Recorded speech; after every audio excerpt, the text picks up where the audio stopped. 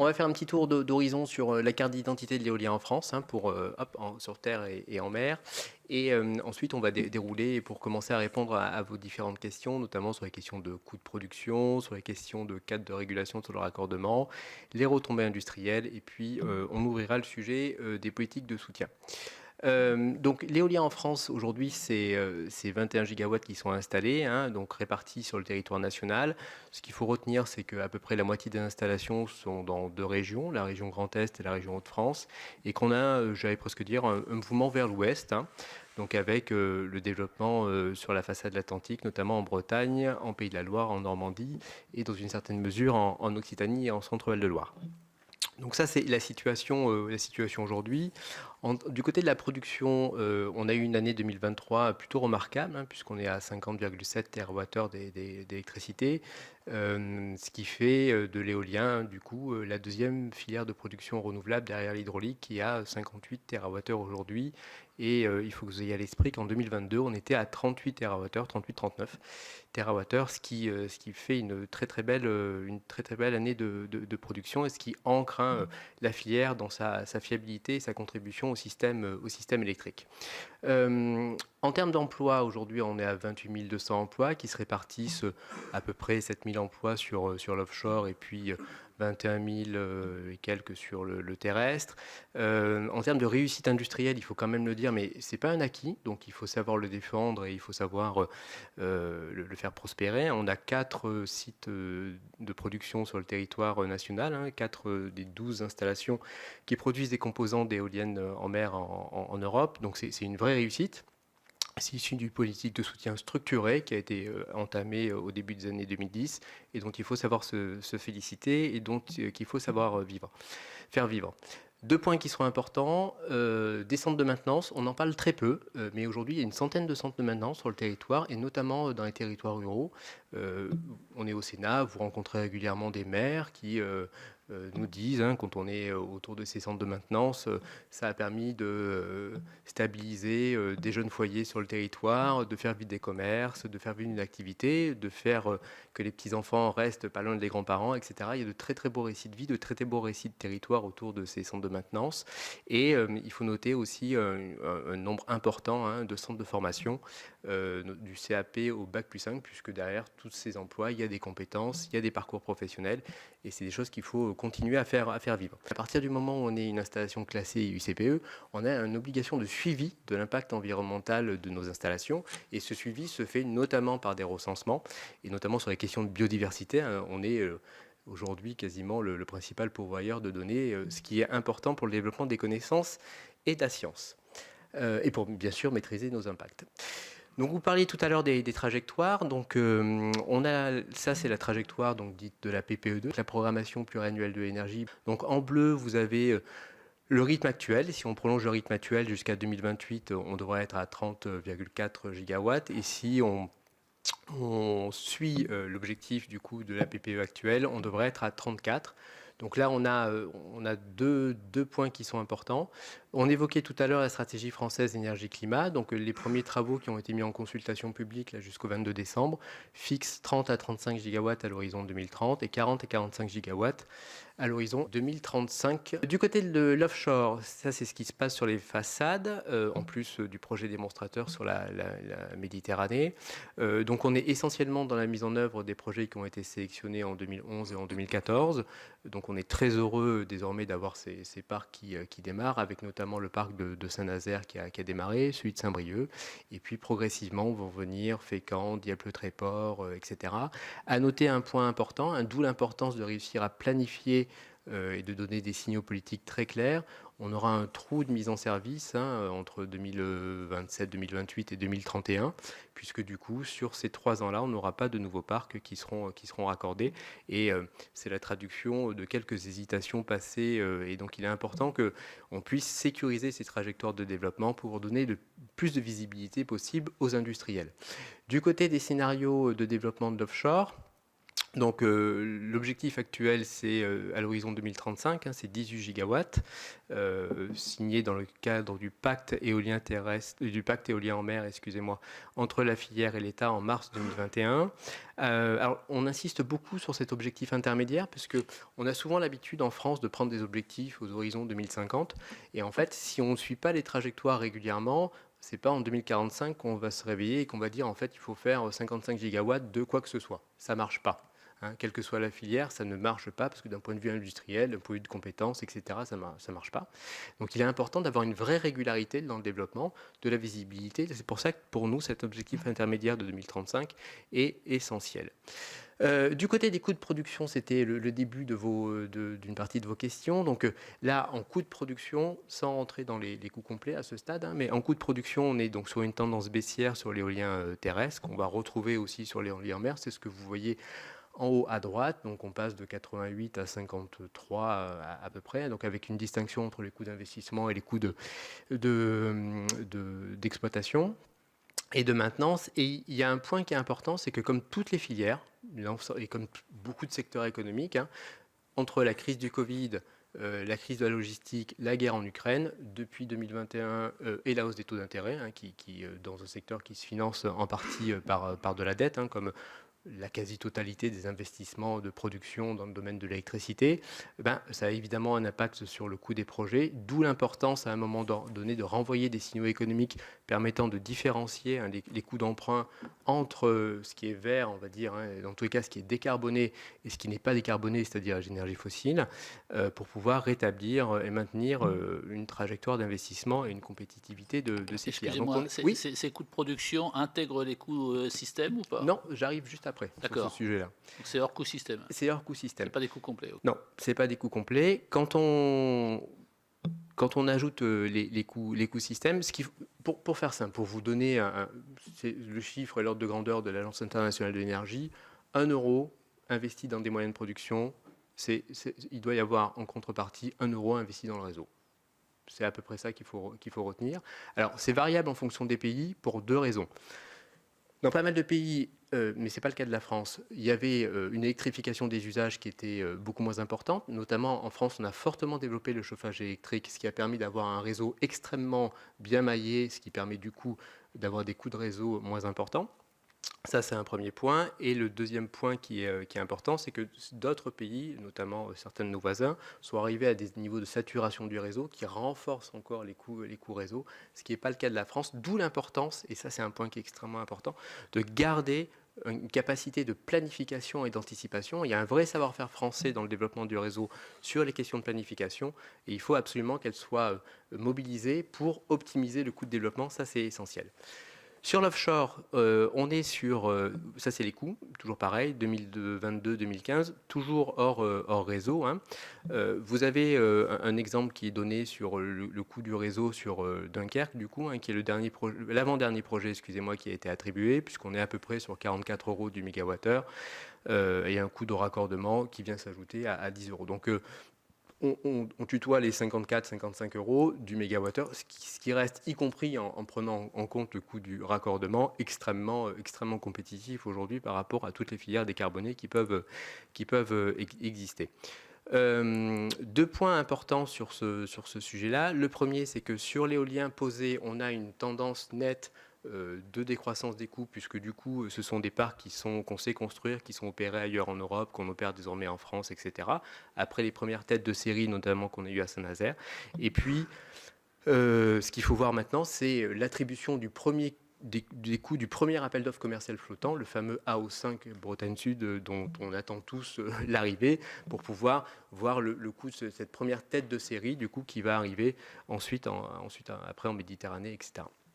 Donc ça, c'est l'ensemble des fourchettes de coûts que l'on a et qui sont issus de différents scénarios. Alors, on a été chercher les scénarios de l'Agence internationale de l'énergie, les scénarios de l'Agence internationale des énergies renouvelables, les scénarios de l'ADEME, les scénarios de RTE.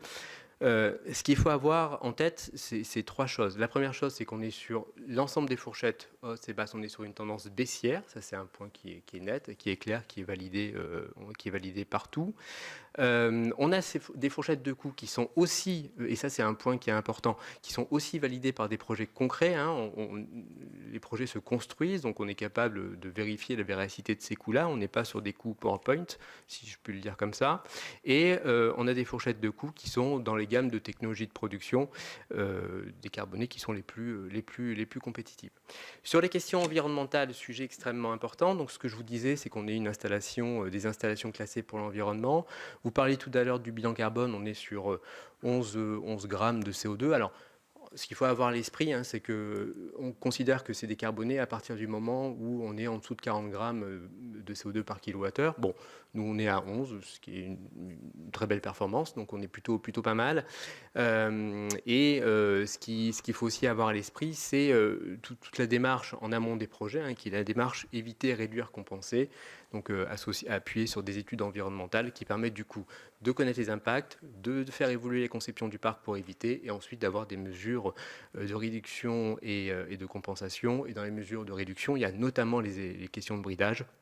Pour vous donner un exemple, pour les parcs éoliens terrestres, typiquement, le bridage, c'est au moment où on va, au moment des récoltes. Hein, vous voyez ça dans les champs quand vous vous déplacez dans vos territoires. Vous voyez quand le tracteur passe, vous voyez des volées d'oiseaux qui démarrent. Mais en fait, pour éviter que les oiseaux se cognent dans les pales, on a des accords avec les producteurs du coup, pour que du coup, pendant les périodes de moisson, pouf, ils coupent les éoliennes et il n'y a pas d'impact. Donc le bridage, c'est ça.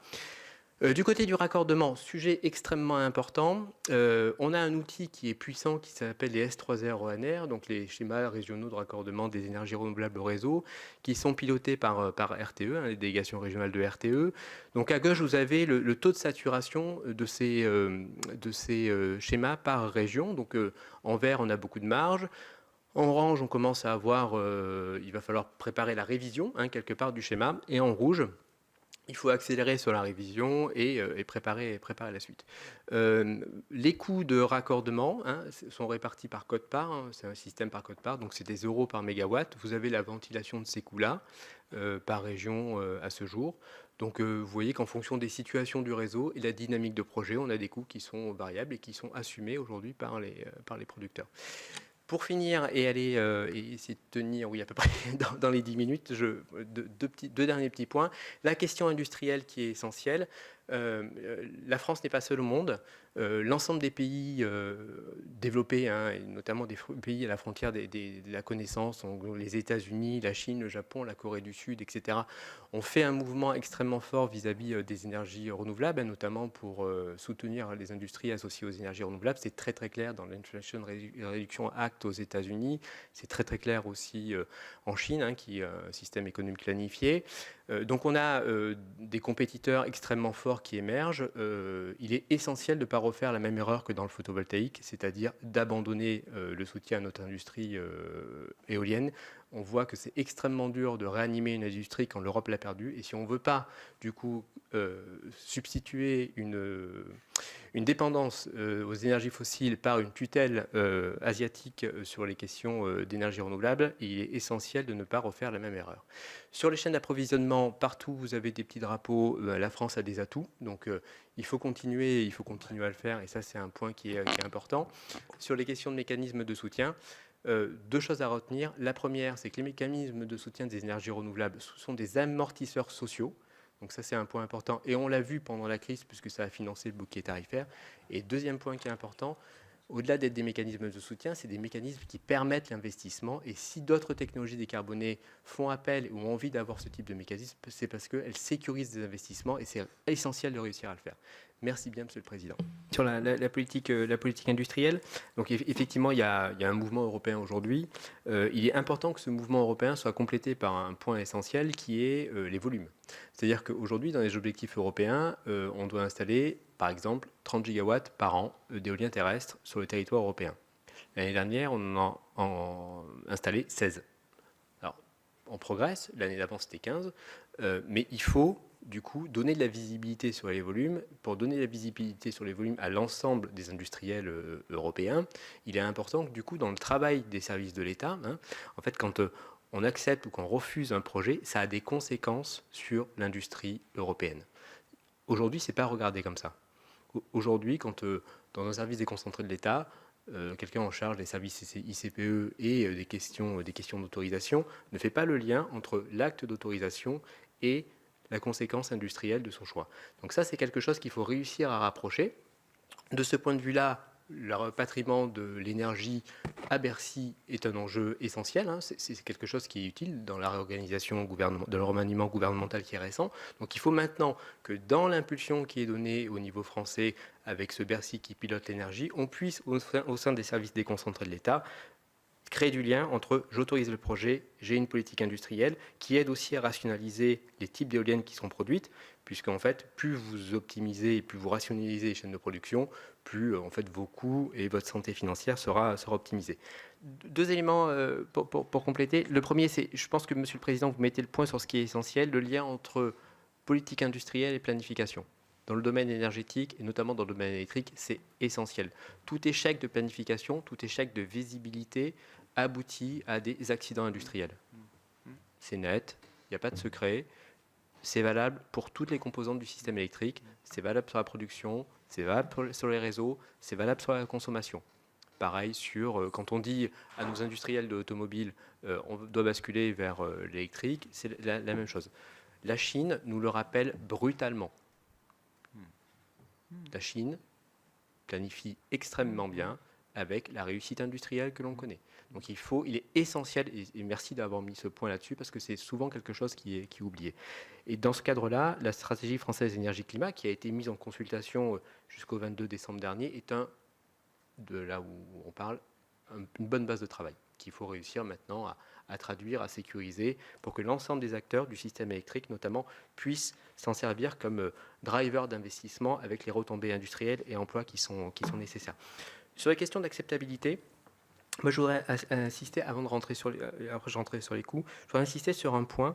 Il est essentiel, et on a d'autres exemples sur d'autres politiques publiques, l'acceptabilité, elle est gagnée quand on a un récit solide. Un récit de politique publique solide. Le récit de politique publique solide, c'est on développe les énergies décarbonées et notamment l'éolien terrestre, l'éolien en mer, pour organiser la réduction programmée de la consommation d'énergie fossile de la France. La consommation d'énergie fossile de la France, 60% encore de notre consommation d'énergie, c'était rappelé tout à l'heure, 116 milliards. On a le choix. On doit organiser ça. Je me permets une proposition. Il nous semble important, je soumets ça à votre regard, d'avoir dans le dispositif de pilotage de la politique énergétique un lieu où on suit un observatoire de la réduction progressive de la consommation d'énergie fossile du pays.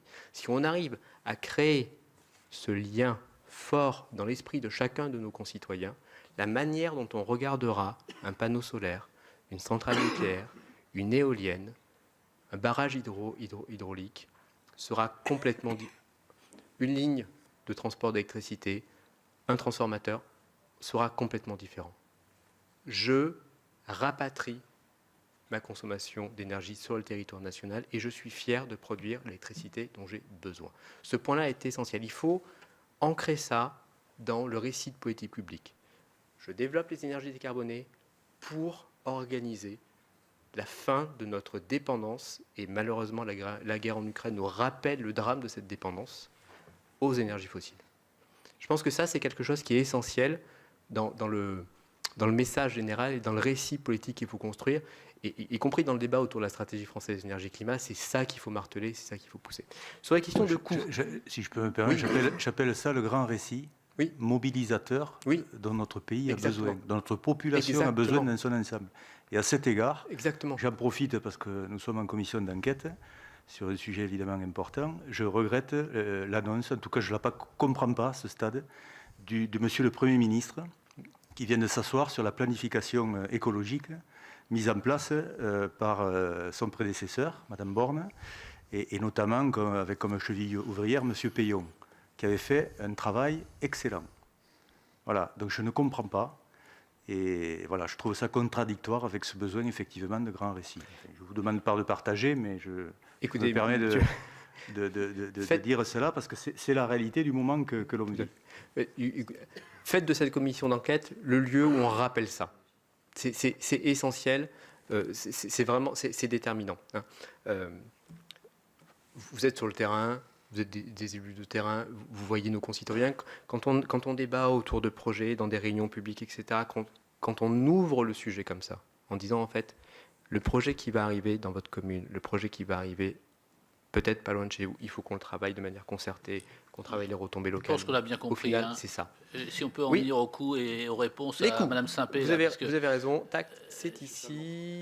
Voilà. Alors, Salmon aussi. D'abord sur les réseaux, parce que ça vient faire lien avec les questions de code-part. Sur l'éolien terrestre et sur les énergies renouvelables terrestres d'une manière générale. Ça, à droite, c'est la carte de France avec les différents coûts, les codes-parts du coup, par mégawatt. Donc ça veut dire que lorsque vous êtes un producteur d'énergie renouvelable, notamment un producteur d'éolien terrestre, lorsque vous raccordez un projet au réseau, vous devez payer ça. Donc en fonction des régions, 90 € par mégawatt, 20 € en Bretagne, 75 € par mégawatt dans les Hauts-de-France, etc. Donc ça, c'est inclus dans le prix auquel vous répondez aux appels d'offres. Okay ? Ça veut dire que dans le coût de renforcement... Exactement. Ça doit intégrer ça. Et donc ce coût varie en fonction à la fois de la dynamique de projet sur le territoire et des investissements nécessaires au renforcement du réseau. Donc c'est cadré dans des schémas qui sont pilotés par RTE, des schémas régionaux, qui s'appellent les schémas régionaux de raccordement des énergies renouvelables au réseau, qui sont révisés à des patents environ de 5 ans. La loi d'accélération des énergies renouvelables, d'ailleurs, a fait quelque chose d'extrêmement important. Elle a ouvert un horizon de planification à 15 ans pour faire quelque chose qui est essentiel, anticiper les études et les investissements. C'est-à-dire qu'on va dire, à 10 ans, 15 ans, voilà où vont arriver les projets et on va autoriser... Ça, c'est des cartes de RTE, c'est la source. Oui, c'est écrit en dessous, tout à fait. D'accord. Ouais, c'est RTE, c'est les schémas régionaux de raccordement au réseau. Donc ça, c'est les coûts sur le terrestre, okay, avec la dimension raccordement. Sur l'éolien en mer, c'est un peu différent, puisque du coup là, celui qui s'occupe du réseau, c'est uniquement RTE qui tire le réseau. Et là, il y a un enjeu majeur de réussite de l'exercice de planification, puisque l'exercice de planification, ça doit être un moyen d'optimiser la visibilité sur les investissements sur le réseau. C'est-à-dire que si on dit, par exemple, je fais un parc ici, puis dans 3 ans, je vais en faire un autre à côté sans visibilité, RTE va d'abord tirer une ligne, et puis il va revenir 3 ans ou 4 ans après en disant en fait il faut que je tire une ligne complémentaire. Si tout de suite vous dites à 10 ans voilà où vont être les parcs, tout de suite dans la politique d'investissement ils vont dire je mets le bon tuyau, le bon dimensionnement et j'optimise mes coûts comme ça. Donc il y a un enjeu de planification essentiel sur la planification maritime pour les questions de coûts. Sur les questions de coûts, donc ça je crois Monsieur le Président, c'était des graphiques qui vous voilà. Alors on a volontairement... à gauche, éolien terrestre, au milieu, éolien en mer posé, à droite, éolien en mer flottant. On a volontairement pris l'ensemble des travaux français, internationaux, etc., pour donner des fourchettes. Ce qu'il faut retenir, c'est 3 choses. La première, c'est que la filière la moins mature aujourd'hui, c'est la filière éolien en mer flottant, puisque le nombre de parcs existants au niveau mondial en matière d'éolien flottant est encore réduit. Sous le contrôle de RWE, le plus gros parc d'éolien en mer flottant aujourd'hui tourne autour de 100 MW, quelque chose comme ça. Saint-Nazaire, c'est 500 MW, et un parc éolien en mer normal posé, c'est 1000 MW. Okay, donc on est encore à des stades de démonstrateurs pré-commerciaux qui font que les coûts sont plus élevés sur l'éolien en mer flottant. Okay, donc il y a un enjeu majeur de donner de la visibilité à cette filière pour qu'on ait cette décroissance de coûts. Ensuite, on a l'éolien en mer posé et l'éolien terrestre qui sont sur des fourchettes de compétitivité qui sont au final assez proches, avec récemment sur l'éolien en mer posé de très bonnes réponses à l'appel d'offres, mais là je me permets un point de vigilance. Le coût d'un projet, ça a des conséquences sur les choix industriels qui sont faits. Je pense qu'il faut qu'on pose sur la table un vrai débat qui est, est-ce que finalement on doit rechercher le coût du projet le plus faible, 44, 40, 38, ou est-ce que finalement quelque chose qui tournerait autour de 55 ou 60, avec une sécurisation des chaînes d'approvisionnement européennes et en France, ne serait pas mieux. Moi, de là où je suis, je pense que sur les questions d'acceptabilité sociale, si tonton, tata, le petit frère, la petite sœur travaillent dans les énergies renouvelables, l'acceptabilité sociale sur le territoire national, l'acceptabilité sociale sera meilleure. Et ça, c'est essentiel. Donc il faut absolument que dans cette discussion sur les coûts, on ait un équilibre entre jusqu'où je peux aller, tout en préservant des chaînes d'approvisionnement françaises et européennes. C'est ce contrat social qu'il faut qu'on construise. Les 3 dernières années nous rappellent malheureusement qu'il nous semble qu'on est rentré dans un monde avec pas mal de chocs économiques et de chocs extérieurs, notamment géopolitiques. Bon. Ces chocs se traduisent par des évolutions brutales des taux d'intérêt, par des évolutions brutales du fret, par des évolutions brutales du coût de certaines matières premières, l'acier par exemple, etc. Bon. Donc, avant de réfléchir au niveau, il est important que le contrat, quelle que soit la filière, quel que soit le sujet, le contrat qui donne un cadre d'investissement doit être indexé. Oui, il puisse être révisable. Et indexé. Attendez, indexé. Si on fixe une indexation dès le départ sur des choses qui ne sont pas... Moi, je pense qu'il faut qu'il soit révisable. C'est-à-dire qu'on puisse se remettre autour de la table. Vous disiez tout à l'heure, il faudrait qu'il y ait une observation de la consommation d'énergie fossile et qu'il y ait un observatoire. Mais en tout cas, le fait que ça soit un engagement plutôt de long terme et qui soit révisable, on ne se dise pas comme la reine, on a fixé 42 € et on le laisse pendant ad vitam aeternam. À un moment donné, c'est clair qu'il faut pouvoir se remettre autour de la table en se disant, si on a fixé à un moment donné un prix, ce prix-là, il peut évoluer. Il doit peut-être évoluer, peut-être à la hausse, peut-être à la baisse, je ne sais rien. Mais on peut avoir un certain nombre de critères qui nous permettent de réévaluer. Et si je puis me permettre, que ça soit quelque chose de révisable, moi je suis d'accord. Et si je puis me permettre, monsieur le rapporteur, que les critères de révision, à la fois les critères de révision et le fait déclencheur de la révision, soient connus dès le début. Voilà. Ça, c'est quelque chose qui est essentiel et c'est valable pour l'ensemble des investissements nécessaires pour le système électrique. Oui. La remarque du rapporteur est évidemment importante, mais pour comprendre votre propos initial, la notion d'indexation, vous pouvez illustrer concrètement quand vous parlez d'indexation, c'est indexation sur quoi, par rapport à quoi? Je vous donne un exemple simple. Prenez une éolienne. Bon, une éolienne, le prix moyen d'une éolienne terrestre avant 2021, c'était autour de 2,4 à 2,5 millions d'euros. OK, du mégawatt. Bon. Pardon. Excuse-moi, 2,4 à 2,5 millions d'euros. Le prix moyen d'une éolienne aujourd'hui tourne autour de 3,2 millions d'euros.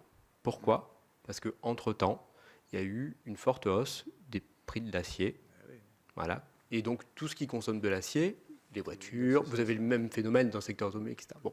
Donc, ça, c'est essentiel. Vous allez retrouver pareil dans le parc nucléaire, enfin, tout ce qui consomme de l'acier. Bon.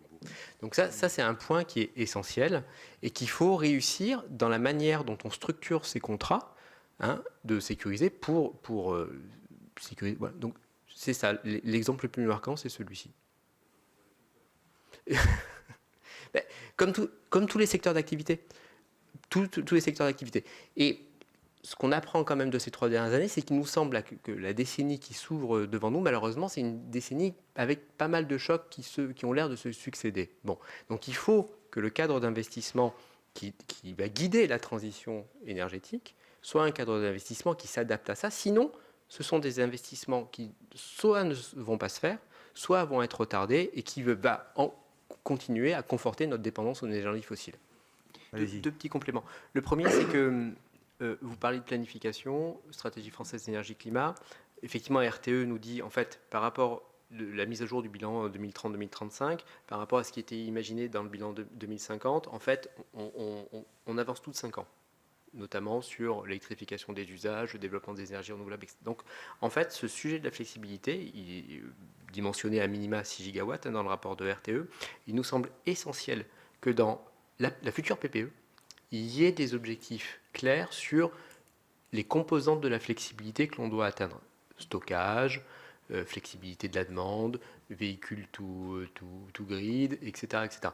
Il y a des choix, il y a différentes solutions technologiques. Il faut faire du lien entre les choix qui seront faits dans la PPE et les retombées industrielles, parce que là aussi, il y a des activités industrielles qui sont faites. Mais il faut commencer à faire entrer ces objectifs dans la PPE pour que du coup, en accompagnant le développement des énergies renouvelables, on ait ces bouquets de flexibilité qui arrivent, avec, du coup, comme le rappelait Joseph, le cadre économique qui incite à la réalisation de ces projets-là. Ça, c'est comme toute activité industrielle, c'est essentiel. Un point, parce qu'on n'a pas répondu à votre question sur le potentiel de l'éolien terrestre, que je n'ai pas oublié. Voilà, je me permets du coup de vous reprojeter cette carte-là qui illustre le point de départ de votre réflexion. Je pense qu'aujourd'hui, effectivement, 50% du parc est installé dans 2 régions, donc Hauts-de-France et Grand Est. Cette situation, elle est pas inéluctable. Bon. Pour qu'elle bouge, et elle doit bouger, parce que comme toute situation de concentration d'infrastructures, quand il y en a trop, ben ça génère des rejets. On retrouve ça sur d'autres filières. Si vous en avez la carte du solaire, vous verrez que tout ça se passe en dessous, sous le contrôle de mes collègues. Il y a 3 chemins pour faire pivoter ça. Premier chemin, avoir un exercice de planification autour des zones d'accélération qui ouvrent de nouvelles zones. Les zones d'accélération mises en place dans le cadre de la loi d'accélération des énergies renouvelables et qu'il faut faire vivre, elles doivent permettre de rétablir ça.